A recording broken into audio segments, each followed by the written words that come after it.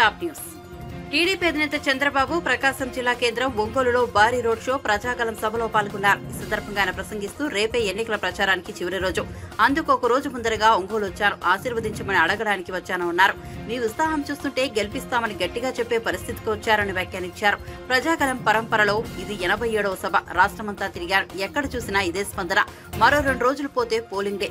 ప్రజల్లో చైతన్యం రావాలి. గడిచిన 5 ఏళ్లలో మీ జీవితాల్లో ఏమైనా మార్పు వచ్చిందా? మీ ఆదాయాలు ఏమైనా పెరిగాయా? మీ ఖర్చులు తగ్గాయా? జీవన ప్రమాణాలు పెరిగాయా? ఈ దుర్మార్గుడు ఎన్నికల ముందు మీ దగ్గరికి వచ్చాడు, ముద్దులు పెట్టాడు. గెలిచిన తర్వాత బాదుడే బాదుడు, గుద్దుడే గుద్దుడు. అతడి దారి నుంచి ఎవరైనా తప్పించుకోగలిగారా అని ప్రశ్నించారు. రాష్ట్రమంతా తిరిగారు, ఎక్కడ చూసినా ఇదే స్పందన. ఇంకా 3వ రోజే, రేపు ఎల్లుండు చివరి రోజున పోలింగ్ డే. ఏం తమ్ముళ్ళు, 13కి సిద్ధమా మీరందరూ? అందుకే నేను ఒకటే అడుగుతున్నా, ఓటు పోయే మునుపు ఒక్కసారి మీలో ఒక చైతన్యం రావాలి. నేను అడుగుతున్నా, గడిచిన 5 సంవత్సరాల్లో మీ జీవితాలు ఏమైనా మార్పు వచ్చిందా? మీ ఆదాయాలు పెరిగాయా? మీ ఖర్చులు తగ్గాయా? జీవన ప్రమాణాలు పెరిగాయా? తమ్ముళ్ళు, దుర్మార్గుడు ఎన్నికల ముందు వచ్చాడు మీ దగ్గరికి, తల మీద చెయ్యి పెట్టాడు, జ్ఞాపకం చేసుకోండి. బుగ్గలు నిమిరాడు, జ్ఞాపకం చేసుకోండి. ముద్దులు పెట్టాడు, జ్ఞాపకం ఉందా మీకు? గెలిచిన తర్వాత బాధుడే బాధుడు, గుద్దుడే గుద్దుడు. అవునా కాదా? ఎవరికైనా ఎగ్జిబిషన్ ఉందా తమ్ముళ్ళు? ఈ దాడిలో ఎవరైనా తప్పించుకున్నారా మీరని అడుగుతున్నా. ఎన్ని అరాచకాలు!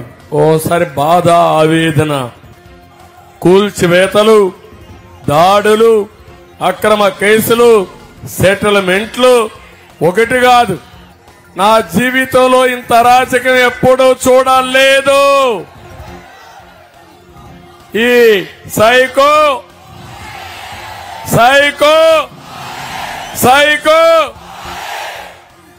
మామూలు సైకోనే కదా, అహంకారి సైకో, ఒక విధ్వంసకారి సైకో. అవునా కాదా? ఎవరైనా పరిపాలన ఒక మంచి కార్యక్రమంతో ప్రారంభిస్తాడు. నేను కట్టిన ప్రజావేదిక జ్ఞాపకం ఉందా మీ అందరికీ? అక్కడే కలెక్టర్స్ కాన్ఫరెన్స్ పెట్టాడు. పెట్టి మీరందరూ చూడండి నేనేం చేస్తానని ప్రజావేదికను కూలుస్తున్నానని చెప్పి కూల్చిన వ్యక్తి ఈ సైకో. అక్కడి నుంచి నేను అడుగుతున్నా, ఎప్పుడైనా ఒక్క మంచి పని చేశాడా తమ్ముళ్ళు అని అడుగుతున్నా. నేను అడుగుతున్నా మీ అందరినీ, ఈరోజు ఈ ప్రభుత్వం వల్ల అన్ని విషయాలు నష్టపోయాం. కరెంటు ఛార్జీలు ఎన్నిసార్లు పెంచాడని మిమ్మల్ని అడుగుతున్నా. 8 సార్లు పెంచాడా లేదా? 200 రూపాయల కరెంటు ఛార్జీ ఇప్పుడు ఎంత? 1000 రూపాయలు అయిందా లేదా? ఏం చెల్లమ్మా, నీ కోపం వచ్చిందా? ఇంకా రాలా? ఆవేశం రాలా? మీ కుటుంబం గుల్లైపోయిందా లేదా? మీ ఆదాయం సగం కరెంటు ఛార్జీలకు పోయిందా లేదా? నేనున్నప్పుడు పెంచానా? కరెంటు కొరత ఉందా? అది సమర్థవంతమైన పాలన, సుపరిపాలన.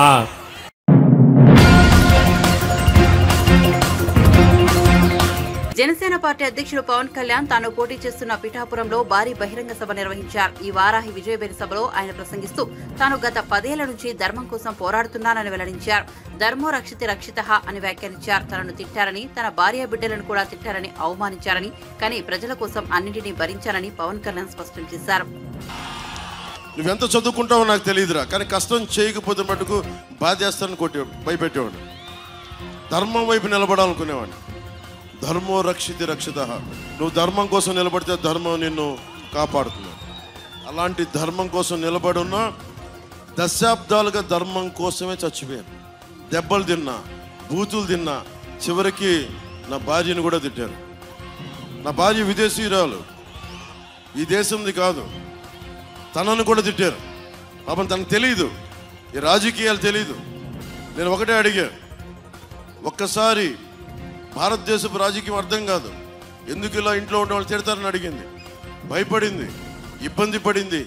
నేను చెప్పాను, క్షమించమని అడిగాను నా భార్య. వీళ్ళందరూ తిట్టిన తిట్లకి ఏం చేయగలను, నీకు ఎందుకు ఎంత పిచ్చి అని అడిగింది. నేను అడిగాను ప్రతి ఒక్కరు, నా భార్యకి ఒకటే చెప్పాను, ఓకే నీ భర్త డబ్బులు సంపాదిస్తాడు, నా బిడ్డకి నేను ఇచ్చుకోగలను. కానీ చాలామంది బిడ్డలు ఏం కావాలో తెలియదు. చాలామంది బిడ్డలకి ధైర్యం కోల్పోయిన బిడ్డలు. అలాంటి తరానికి నేను నిలబడటానికి ఇది నా బలహీనతో తెలియదు, నా నుదిటి రాతో తెలియదు. భగవంతుడు నాకు ఇది ఇచ్చాడు. నన్ను నా భార్యని క్షమించమని అడిగాను. సో నా భార్యని ఒకటే అడిగాను, ఎలక్షన్ రోజున పిఠాపురం మే 13 నువ్వు రా, నీకు అర్థమవుతుంది నేను ఎందుకు నిలబడ్డా. నా భార్యకి తెలియదు పాపం, భారతదేశం వస్తే ఇంత ఇబ్బంది పెడతారు, ఇంత బాధిస్తారని. నేను చెప్పాను, విదురు నీతి ఉంటుంది. ఒక గ్రామం కోసం, ఒక కుటుంబం కోసం ఒక వ్యక్తిని, ఒక గ్రామం కోసం ఒక కుటుంబాన్ని, ఒక రాజ్యం కోసం ఒక గ్రామాన్ని బలి చేయక తప్పదని. నేను ఒకటే చెప్పాను నా భార్యకి, 5 కోట్ల మంది ప్రజలకి మన కుటుంబం బలైతే పర్వాలేదు, దాన్ని ఒప్పుకుందాం. నా భార్యకి ఒకటే చెప్పాను, నేను చాలామంది గుండాలతో గొడవ పెట్టుకున్నా. మీకు తెలుసు, మన సాయిధరం తేజ్ వస్తే కూడా సభలో ఇలా రోడ్డు మీద వెళ్తుంటే రాళ్ళు ఇసిరేశారు. మన గాజు గ్లాస్ ఇసిరేశారు. గాజు గ్లాస్ కాదు, ఒక బాటిల్ ఇసిరేశారు. ఆల్రెడీ దెబ్బతిన్నాడు పాపం, నా కోసం వచ్చాడు. తలకి తగిలి ఉంటే ఇంకొకసారి ఏమైందో తెలీదు. కానీ దురదృష్టవశాత్తు పాపం తెలుగుదేశం బిడ్డకి తగిలింది. మనస్ఫూర్తిగా బిడ్డకి నువ్వు త్వరగా కోలుకోవాలి. నల్లల శ్రీధర్కి దెబ్బ తగిలింది. నల్లల శ్రీధర్ తొందరగా కోలుకోవాలని ఆశిస్తూ నీకు ఆ భగవంతుని నేను ఎప్పుడు రక్షించాలని కోరుకున్నాను. అంటే ఊహించుకోండి, ఇలా రోడ్ల మీదకి వస్తే భయపెడుతున్నారు. మీరు మనం చూశారు, ఎక్కడికి వెళ్ళినా ఆవేదన ఉంది. ఈరోజు నేను మీకు మాటలు చెప్పట్లా. పిఠాపురం అన్నదమ్ములకి, ఆడపడుచులకి, పెద్దలకి, కులాలకి, మతాలకి అతీతంగా మీరు ముస్లిం అవ్వండి, హిందూ అవ్వండి, క్రిస్టియన్ అవ్వండి, లేదంటే మీరు కాప్ అవ్వండి, ఎస్సీ సామాజిక వర్గం, బీసీ, సెట్టి బలిజం, మీరు ఏ కులస్తులైనా, చేనేత వర్గాలు కావచ్చు, పద్మశాలి కావచ్చు, రెడ్డి సామాజిక వర్గం కావచ్చు, మీరు ఎవరైనా కావచ్చు, జనసేన పవన్ కళ్యాణ్ అందరినీ గుండెల్లో పెట్టుకుంటాడు. మీరు చూసారా ఇక్కడ నేను కుల రాజకీయం చేయటం, ఎంత మర్యాదగా మాట్లాడాను. నన్ను తిడతారు, తిడితే భరిస్తా. దేనికి? ఎవరిని అవమానం చేయాలి నాకు ఉండదు.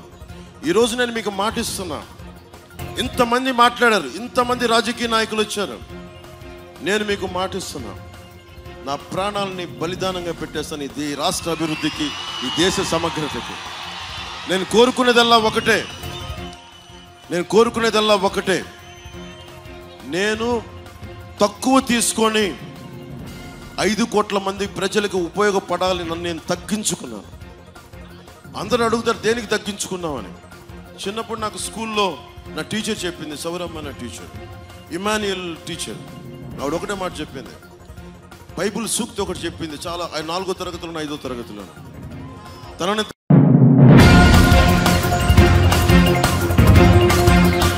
బీజేపీకి 400 సీట్లు వస్తే పెట్రోల్ ధర 400 దాటడం ఖాయమని బీఆర్ఎస్ అధినేత కేసీఆర్ అన్నారు.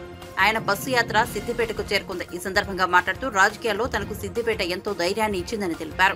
బీఆర్ఎస్ పార్టీ అభ్యర్థి వినోద్ కుమార్ 2001 నుంచి తనతోనే ఉన్నారని, ఆయనకు ఓటు వేసి గెలిపించాలని కోరారు.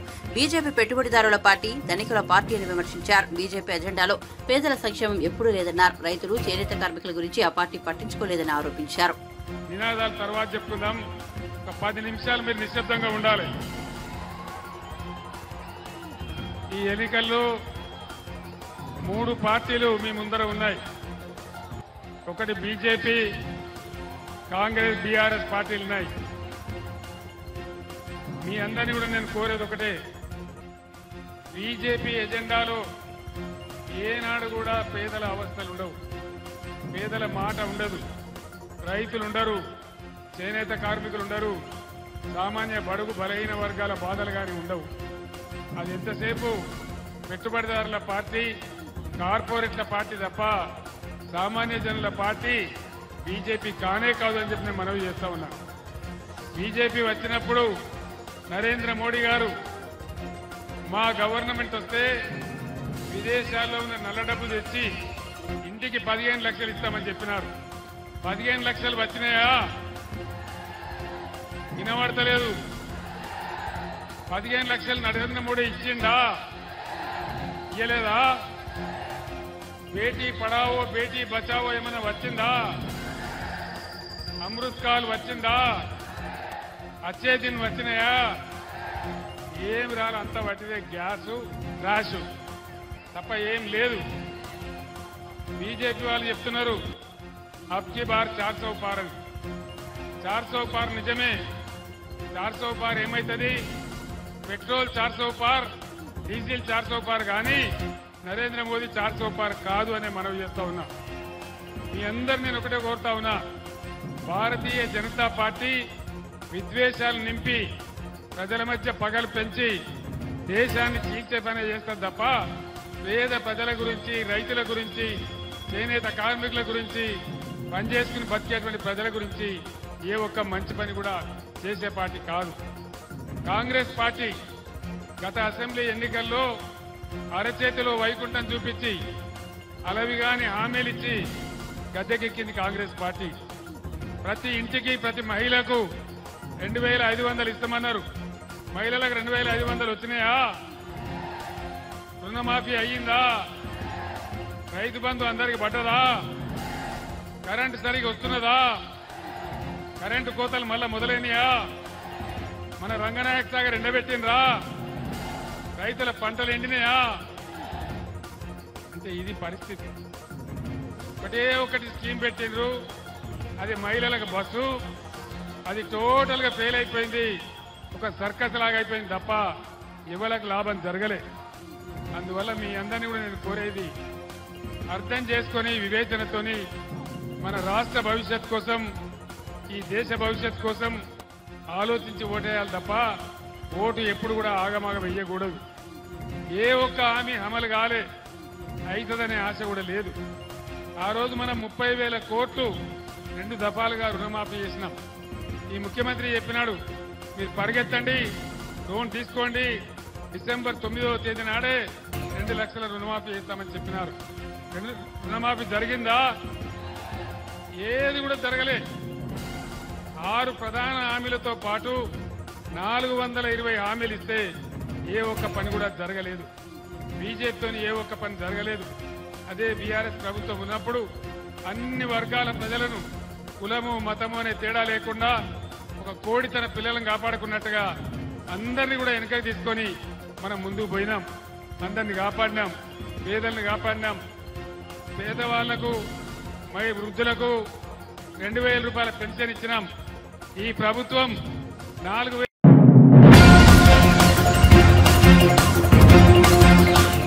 మాజీ మంత్రి వివేక కుమార్తె సునీతారెడ్డి కీలక వ్యాఖ్యలు చేశారు. వైఎస్ఆర్ జిల్లా ప్రొద్దుటూరులో ఆమె మీడియా సమావేశంలో పాల్గొన్నారు. పులివెందులలో సింగిల్ ప్లేయర్ గా ఉండేందుకు వివేకానందరెడ్డిని హత్య చేశారని మాట్లాడారు. ఇంకా ఎవరైనా హత్య చేయాలని అనుకుంటున్నారా అని ప్రశ్నించారు. తనను నరికేస్తారా లేక షర్మిలను నరికేస్తారా అని అడిగారు. తనకు ఎప్పుడైనా ఏమైనా జరగొచ్చని, అన్నిటికీ తెగించే పోరాడుతున్నామని సునీత స్పష్టం చేశారు. గెలిపించాల్సిన బాధ్యత ఎవరిది? గెలిపించాల్సిన బాధ్యత మన వాళ్ళది. అంటే జగన్మోహన్ రెడ్డిది, అవినాష్ రెడ్డిది, భాస్కర్ రెడ్డికి గెలిపించాల్సిన బాధ్యత. మీ వాళ్ళు వెన్నుపోటు పొడిచి, మీ వాళ్ళు అవినాష్ రెడ్డి, భాస్కర్ రెడ్డి, శంకర్ రెడ్డి వీళ్ళు వెన్నుపోటు పొడిచి వివేకానంద రెడ్డి గారిని ఓడించి మళ్ళీ ఆ బ్లేమ్ అపోజిషన్ పార్టీ మీద, అపోజిషన్ పార్టీ క్యాండిడేట్ని పెట్టిందే గెలవడానికి. వాళ్ళ గోల్ వచ్చేసి గెలవడమే కదా. ఓడించిండేది అక్కడ మీ వాళ్ళు. పులివెందుల ఓట్లే మనకి వివేకానంద రెడ్డి గారికి పడలేదు. ఎందుకంటే మీరు మీ వాళ్ళ చేత వెన్నుపోటు పొడిచారు. సో మళ్ళీ దాన్ని తిప్పి మారేడు పోసి కష్టపడిస్తున్నారు. జగన్మోహన్ రెడ్డి గారు సంజాషి చెప్పాలి, ఆయన ఎందుకు నిందితులను ప్రొటెక్ట్ చేస్తున్నాడు, ఈ రోజు కూడా ఎందుకు నిందితులను ప్రొటెక్ట్ చేస్తున్నాడు, నిందితులు ఎందుకు క్వశ్చన్ చేయడం లేదు. ఎంతసేపు వివేకానంద రెడ్డి చనిపోయాడు, ఆయన మీద బ్రష్గా పట్టించే మాటలు మాట్లాడుతున్నాడు, కానీ ఆయన గురించి ఒక్క మాట కూడా మంచి మాట ఎందుకు మాట్లాడట్లేదు. ఈ వివేకానంద రెడ్డి కదా ఆయన కోసం ఆయన పదవి త్యాగం చేసింది, ఈ వివేకానంద రెడ్డి కదా ఆయనను ఓడించినా కానీ, మీ వాళ్ళు ఓడించినా కానీ మీ గెలుపు కోసం కష్టపడి పనిచేస్తుంది. మరి అంతటి మనిషిని ఒక మనిషిలాగా గుర్తించానంద రెడ్డి, నీ చిన్నాన్న కనీసం ఆయన ఒక మనిషిలాగా గుర్తించవయ్యా. పార్టీలకు సంబంధించింది కాదు, కడప ఎంపీ ఎలక్షన్ పార్టీలకు సంబంధించింది కాదు, ఇది ఒక న్యాయ పోరాటం. దీంట్లో ప్రజా తీర్పు కోసం మొత్తం ప్రపంచం అంతా చూస్తుంది. దయచేసి కడప ప్రజలందరూ దయచేసి అర్థం చేసుకోవాలి, ఇది పార్టీలకు అతీతంగా న్యాయం కోసం పోరాడే ఒక ఎలక్షన్. ఒక పక్కన నిందితుడు ఉన్నాడు, ఒక వైఎస్ రాజశేఖర రెడ్డి గారి తమ్ముడు వివేకానంద రెడ్డి గారిని హత్య చేయించిన కేసులో నిందితుడు ఒక పక్కన ఉన్నాడు, ఒక పక్కన వైఎస్ రాజశేఖర రెడ్డి గారి కూతురు షర్మిలమ్మ న్యాయం కోసం పోరాడే షర్మిలమ్మ ఒక పక్కన ఉంది. 5 సంవత్సరాలుగా షర్మిలమ్మ ఈ కేసు పరంగా నాకు సపోర్ట్ చేస్తున్నారు, మొదటి నుంచి నాకు ధైర్యం ఇచ్చి ముందుకు వెళ్ళడానికి సపోర్ట్ చేస్తున్నారు. అందుకే నేను షర్మిలమ్మకి ఈరోజు సపోర్ట్ చేస్తున్నాను. ఎందుకంటే ఒకటి, తను వివేకానంద రెడ్డి మర్డర్ కేసులో నిందితులు బయటకు రావాలా అని నమ్మింది. 2, వివేకానంద రెడ్డి గారు షర్మిలమ్మకి ఎంపీ చేయాలనుకున్నాడు. పోయిన ఎలక్షన్లో చాలా ప్రయత్నించాడు, అది కుదరలేదు. కనీసం ఆయన చనిపోయినాక అయినా అది నెరవేరుతుంది అన్న ఆశతోటి ఈ ముందుకు వెళ్తున్నాము. సో ఈ ఎలక్షన్ పార్టీలకు అతీతంగా అందరూ ప్రజలు ఏ పార్టీ అయినా పార్టీ సంగతి పక్కన పెట్టేసి న్యాయం వైపు ఓటు వేయమని అందరినీ మళ్ళీ మరొకసారి ప్రాధేయపడుతున్నారు.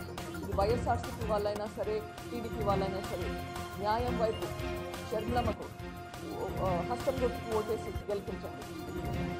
పులివెందుల్లో సింగిల్ ప్లేయర్ ఉండాలనే వివేకానంద రెడ్డిని హత్య చేశారు. పులివెందుల్లో సింగిల్ ప్లేయర్గా ఉండాలనే వివేకానంద రెడ్డిని హత్య చేశారు. మళ్ళీ అదేమంటున్నారు అంటే ఇంకా ఏమైనా హత్యలు చేయాలని ప్లాన్ ఉందా మనకి?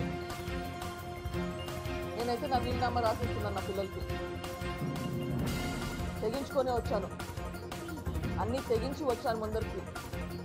భారతి గారు నన్ను నరికేస్తారా, షర్మిలమ్మని నరికేస్తారా నాకు తెలియదు. సింగిల్ ప్లేయర్గా ఉండాలంటే అదొకటే పాసిబిలిటీ.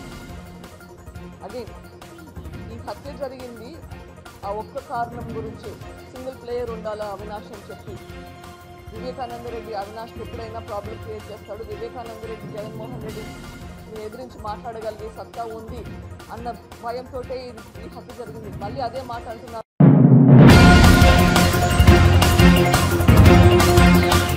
ఏపీ అభివృద్ధి చెందాలంటే టీడీపీ అధినేత చంద్రబాబు అధికారంలోకి రావాలని సినీ నటుడు నారా రోహిత్ అన్నారు. శ్రీ సత్యసాయి జిల్లా పుట్టపర్తి నియోజకవర్గంలో పల్లె సింధూరారెడ్డికి మద్దతుగా ఆయన ఎన్నికల ప్రచారంలో పాల్గొన్నారు. అనంతరం విడుదలైన ప్రతినిధి 2 సినిమాను కొత్త చెరువు సందీప్ థియేటర్లో ప్రేక్షకులతో కలిసి వీక్షించారు. విధ్వంసంతోనే జగన్ పాలన ప్రారంభమైందని మండిపడ్డారు. వైఎస్ఆర్సీపీ పాలనలో రాష్ట్రం చాలా ఏళ్లు వెనక్కు వెళ్లిందని ఆవేదన వ్యక్తం చేశారు. అభివృద్ధి సంక్షేమం రెండు సమానంగా ఉండాలి. అభివృద్ధి చేసుకుంటే ఇబ్బంది, రాష్ట్రానికి సంక్షేమం ఒకటే చేసిన ఇబ్బంది. సో ఖచ్చితంగా రెండు సమానంగా చేస్తేనే ఈ రాష్ట్రం బాగుంటుంది అండ్ చాలా మంది అందరి జీవితాలు బాగుంటుంది. నెక్స్ట్ రాబోయే తరాల భవిష్యత్తు బాగుంటుంది. సో ఖచ్చితంగా మేనిఫెస్టో అమలు చేయగలుగుతారు తెలుగుదేశం పార్టీ. అంటే చాలా మంచి మేనిఫెస్టో ఇవ్వడం అన్ని వర్గాల వాళ్ళకి అందరికీ సహాయం. 5 సంవత్సరాల్లో రాష్ట్రం చాలా వెనకబడిపోయింది. అది బేసిక్గా మనం అదే అంటున్నాం కదా, ఇందాక మనం తెలంగాణతో పోటీ పడతాం. కొత్త రాష్ట్రం అయినా సరే, క్యాపిటల్ లేకపోయినా సరే 2014 నుంచి 19. దాని 19 తర్వాత ఈ రాష్ట్రం ఒక క్యాపిటల్ లేకుండా, అసలు ఏ కొత్త కంపెనీ రాకుండా, ఎన్నో కంపెనీలు ఉన్న కంపెనీలు కూడా తరలిపోయే పరిస్థితి. సో ఈ ప్రభుత్వంలో చాలా మంది చాలా రకాల ఇబ్బందులు పడ్డారు. అతను మొదలెట్టిందే ఒక విధ్వంసంతో, ప్రజావేదికను కూల్చేయడంతో. తర్వాత ప్రతి ఒక్కరి జీవితంలో ఏదో ఒక విధంగా ఇబ్బంది పెట్టారు. లాస్ట్లో అయితే ల్యాండ్ టైటిలింగ్ అండ్ యాక్ట్ అని ఒకటి తీసుకొచ్చారు. దానివల్ల ప్రతి ఒక్కరు భయభ్రాంతులకు గురయ్యారు. సో ఈ ప్రభుత్వంలో ఎవరూ ఆనందంగా లేరు. సో ఖచ్చితంగా ప్రజల్లో శ్రీకాకుళం నుంచి తిరగడం జరుగుతుంది. సో ఖచ్చితంగా ప్రజల్లో మార్పు కావాలి.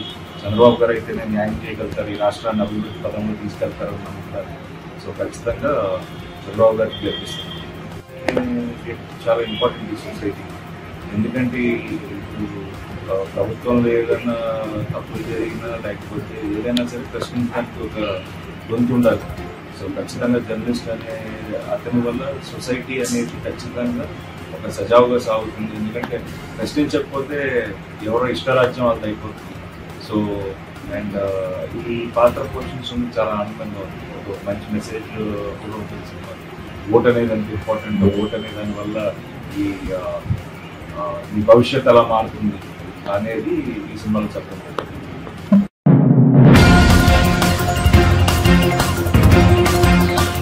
బాపట్ల జిల్లా అద్దంకి వైఎస్ఆర్సీపీ అభ్యర్థి పానెం హనిమిరెడ్డి వివాదాస్పద వ్యాఖ్యలు చేశారు. వైఎస్ఆర్సీపీకి ఓటు వేసిన వారికే తన సేవకుడని, వారికే సేవ చేస్తానని వ్యాఖ్యానించారు. ఇతరులకు ఓటేసిన వారు ఎవరూ తన వద్దకు రావద్దని హెచ్చరించారు. ఇటీవల సంతమాగులూరు మండలం కొప్పరంలో నిర్వహించిన ఎన్నికల ప్రచారంలో ఆయన చేసిన ఈ వ్యాఖ్యలు ఆలస్యంగా వెలుగులోకి వచ్చాయి.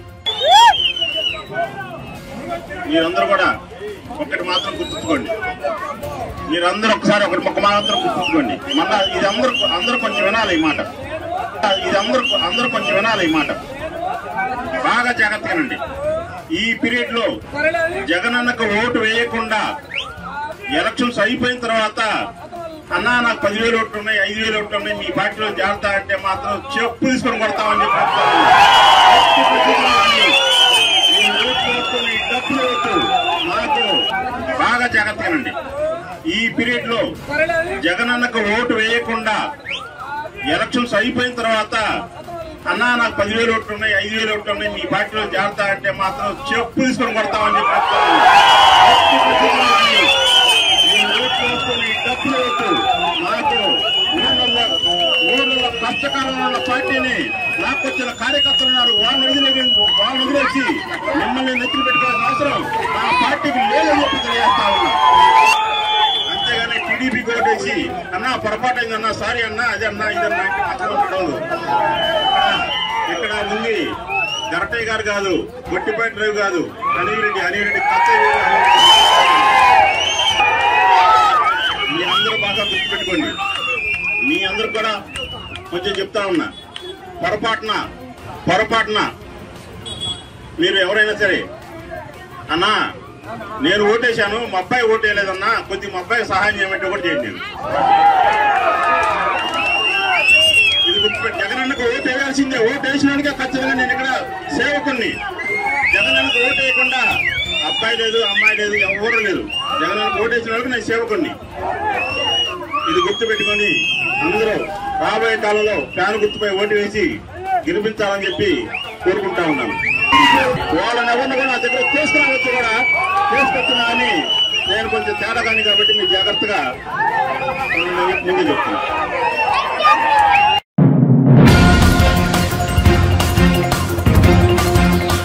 ఎమ్మెల్యే బాలకృష్ణ సతీమణి నందమూరి వసుంధర శుక్రవారం శ్రీ సత్యసాయి జిల్లా హిందూపురంలో వినూత్నంగా ఎన్నికల ప్రచారం నిర్వహించారు. ఆర్టీసీ బస్సులో ప్రయాణించి మహిళలతో మాట్లాడారు.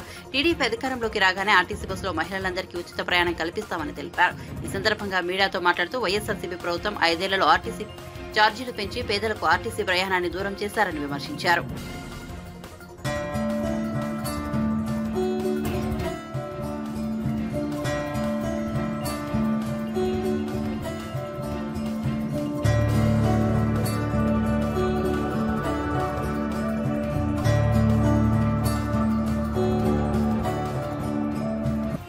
పేదవాళ్ళ ఆరోగ్య రథం ఆర్టీసీ బస్ అండి. మన ప్రభుత్వం ఆర్టీసీ ట్రావెల్ ఫ్రీ చేస్తారండి. దానికోసం అవేర్నెస్ కోసం మేము ప్రయాణం చేస్తున్నాము. చాలా మంది విద్యార్థులు రోజు మార్నింగ్ ఈ బస్సులో వెళ్తారండి. వాళ్ళందరికీ సౌకర్యంగా ఫ్రీగా వాళ్ళ ఖర్చు లేకుండా పేదవాళ్ళ రథంగా చంద్రబాబు నాయుడు గారు వారికి ఫ్రీ బస్ ట్రావెల్ పెట్టారు. ఎస్పెషల్లీ మహిళలండి, మహిళలకు లేడీ అందరూ ఈ రథంలోనే ప్రయాణం చేస్తారు. వాళ్ళందరికీ సౌకర్యంగా ఉండాలని చంద్రబాబు నాయుడు గారు గ్రహించి ఫ్రీ బస్ ట్రావెల్ పెట్టారండి. ఈ గవర్నమెంట్లో లాస్ట్ 5 yearsలో 3 సార్లు ఆర్టీసీ బస్ ఛార్జెస్ పెరిగాయండి. ఇది చాలా కష్టంగా ఉంది బీద వాళ్ళకి. అందుకని ఫ్రీ బస్ ట్రావెల్ పెట్టారండి మహిళలకి. మా స్టూడెంట్స్ అందరూ చాలా ఇబ్బంది పడుతున్నారండి. వాళ్ళకి చాలా ఖర్చు అవుతుంది. సో అక్కడి నుంచి గ్రామాల నుంచి వచ్చే మహిళలు, విద్యార్థులు వాళ్ళందరికీ సౌకర్యంగా ఉండాలని ప్రతి పల్లె నుండి ఈ ఫ్రీ బస్ ట్రావెల్ పెట్టారు.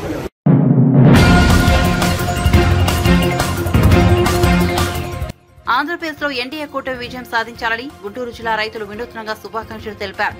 కొల్లిపర మండలం అత్తోటి గ్రామంలో కౌలు రైతులు టీడీపీ, జనసేన, బీజేపీ కూటమి గుర్తులను పంట పొలాల్లో చిత్రీకరించారు. గోంగూర నారుమడితో సైకిల్, గాజు గ్లాసు, కమలం గుర్తులను రూపొందించారు. ప్రతి చేతికి పని, ప్రతి చేనుకు నీరు అనే కూటమి నినాదాన్ని కూడా అందులో పొందుపరిచారు.